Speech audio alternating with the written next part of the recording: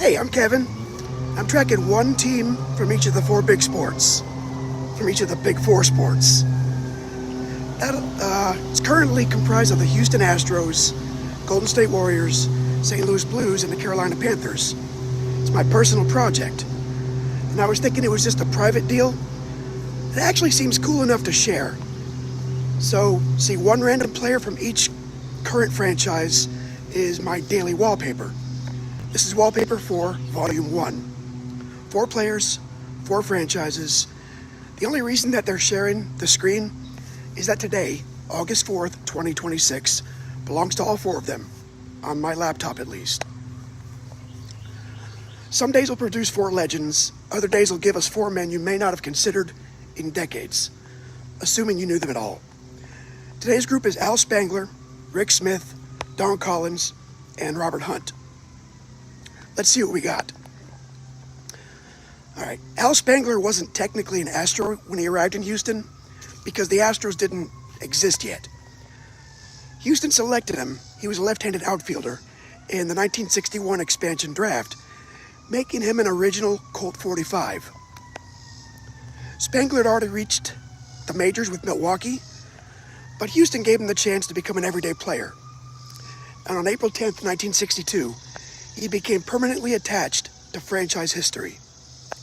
In the bottom of the first inning of Houston's first ever Major League game, Spangler tripled home Bob Aspromonte. That's Bob Aspromonte. That was the first run ever scored by the Colt 45s, or by the team that would eventually be known as the Astros. Houston beat the Cubs 11-2. Spangler finished that first season hitting .285. Not bad. But he wasn't Bagwell, Biggio, or Altuve. Before any of them could score for Houston, though, somebody had to drive in the first run. And that somebody was Al Spangler. Okay, second one. Rick Smith's Blues career was brief, but his hockey life wasn't. Boston drafted the defenseman 7th overall in 1966.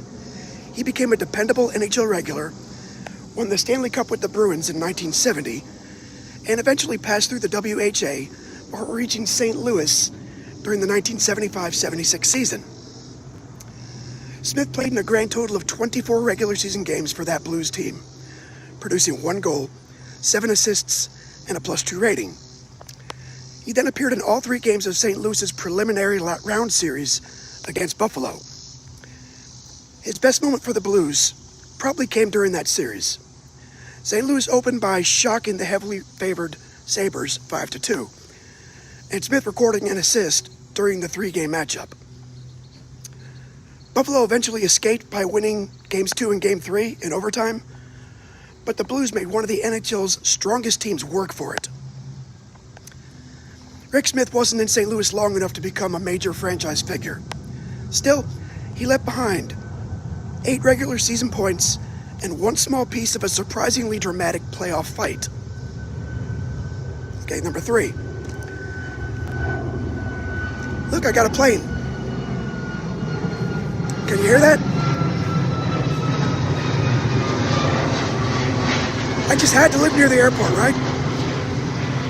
Well, that's going to do me well in a couple days. I'm flying out to Canton, Ohio for the Hall of Fame game. That's going to be pretty cool. But, okay, back to this. Don Collins was a 6'6" scoring guard and forward from Washington State.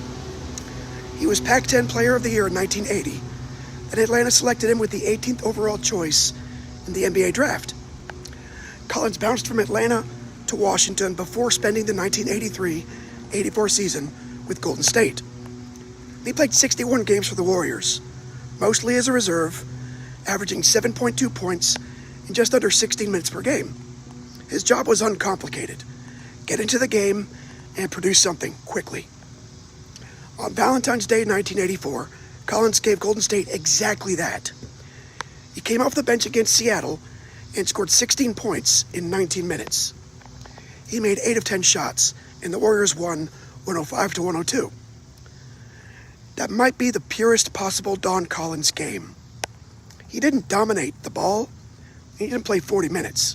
He just entered, made almost everything he attempted, and helped Golden State survive Seattle by 3 points.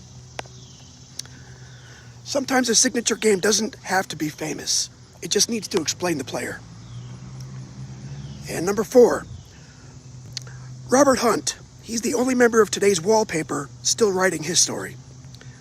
Carolina signed him, massive 6'6", 323-pound guard, in 2024. They got him to become one of the foundations of a rebuilt offensive line.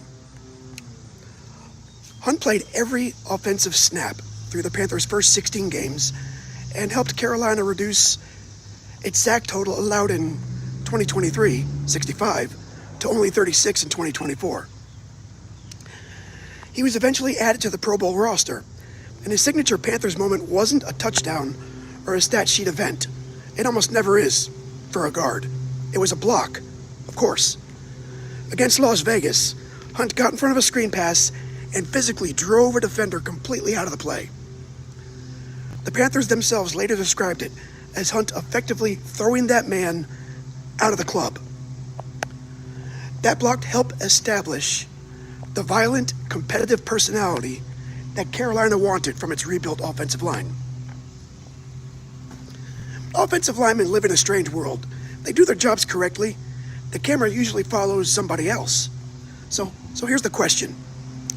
How many great football plays have we credited entirely to the runner while barely noticing the man who removed the defender? Robert Hunt makes you notice. So Al Spangler scored Houston's first run. Rick Smith helped the Blues challenge a powerhouse. Don Collins provided instant offense.